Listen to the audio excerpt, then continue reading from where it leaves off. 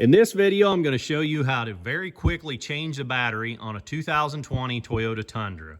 This is going to apply to a lot of other models as well. You can see that so far, all I've done is pop the hood. So once you get the hood open, you can see that your battery is right here. It's really easy to get to. There is one safety concern when you're dealing with any battery ever, and that is don't arc between the posts. So this has a plastic cover over the positive post. We just want to make sure that we don't arc or that we don't cross the positive post with anything else under the hood. That means we don't want to accidentally lay a wrench across the post that touches something else. So that could create a spark and actually could cause the battery to explode. That would be extreme circumstances, but it can happen. So the very first thing that I'm going to do is I'm going to use a 10mm socket and I'm going to loosen this nut. Then I'm going to, once the nut is loosened, I'll be able to wiggle this terminal a little bit and it should pop right off the lead post.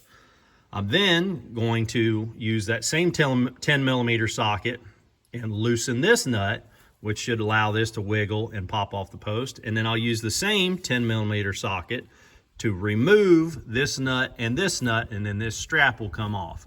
So we need one 10mm socket, a deep well on just a small ratchet will work just fine. So that didn't take a minute. You can see that I've only loosened these nuts. I didn't remove them, and that allowed me to remove those terminals off the battery. I then removed that nut, and that caused that post to fall out, which is fine. This one, I didn't even have to put the wrench on. So these posts are J-hooked into holes on that battery support panel. So that's how they hook. You can see that. You see that J on the end of this thing slides into that hole, and then when you tighten down the nut, it puts tension on it. That's the same thing over here. There's another hole down there that one attaches to. So now what I'm going to do is I'm going to take this opportunity to clean out the area. A bunch of bugs dead up in here. So I'm going to grab my shop vac or shop air and blow this out. I should mention that when I removed that battery, it is very heavy. So it's a little awkward lifting it up and out. I'm going to guess that battery probably weighs 60 or 70 pounds. So the next thing I'm going to do is I'm going to remove this protective cap. This is only meant to protect the battery during shipment and storage. So the first thing I'm going to do is remove that cap. I'm going to take two hands, lift this battery back up, place it in here just like the last one was. So that was a little bit awkward, again, because it's so heavy and I have to lift it up and finagle it down in there with these terminals kind of in the way. Then the next thing I did, I took a rag and just sort of wiped off this strap a little bit. You can see there's paint missing there. The old battery, they do this, they sort of leak a little bit. So it had leaked a little and ate the paint off that tie down.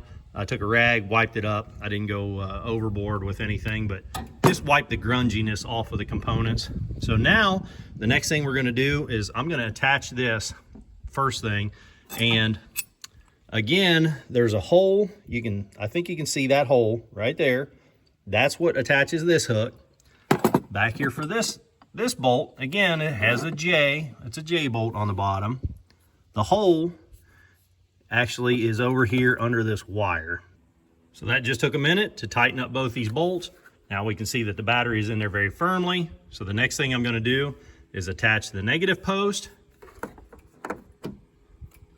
Just like that. Snug that nut up. I'm going to use my wrench to tighten it up.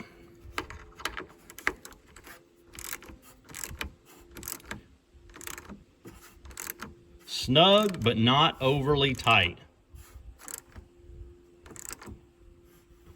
That's plenty.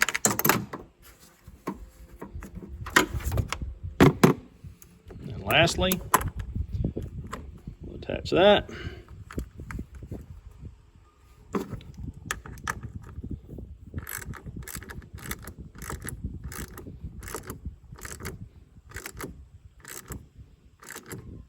And again, good and snug, but not overly tight. No wiggle. Definitely don't want any wiggle in anything to do with the battery. Make sure we can't shift that at all. So This could be the end of it, but I'm gonna take it one step further. If you were in an emergency situation, by all means, you're good to go. Most places would not do anymore, but I'm gonna do one more step to extend the life of this battery. Battery terminal protection spray, and this is exactly what this is meant for. This is an aerosol can. Give it a good shake.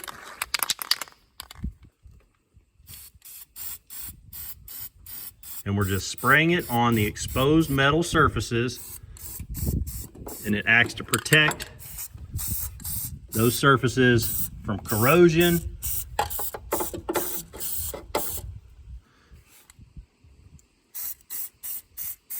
It's a very thin, oily substance. And that's it, we're all done. I hope I helped you with this one. If I did, click that thumbs up button. If you'd like to see me working on all kinds of stuff out here in the shop, click subscribe. Till the next time, keep on tinkering.